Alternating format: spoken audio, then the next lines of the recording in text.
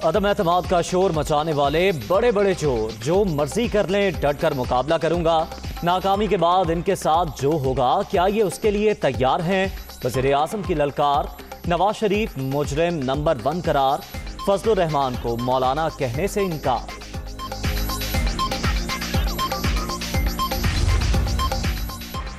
इमरान खान आज तक किसी के सामने झुका है न कौम को झुकने देगा।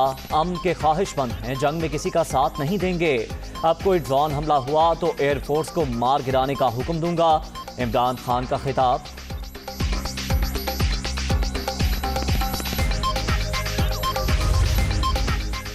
और इस्लामाबाद का मौसम खराब, मेलसी से वापसी पर वज़ीर आज़म का तैयारा लाहौर में उतार लिया गया। सूरत हाल में बेहतरी के बाद इमरान खान रवाना हो गए।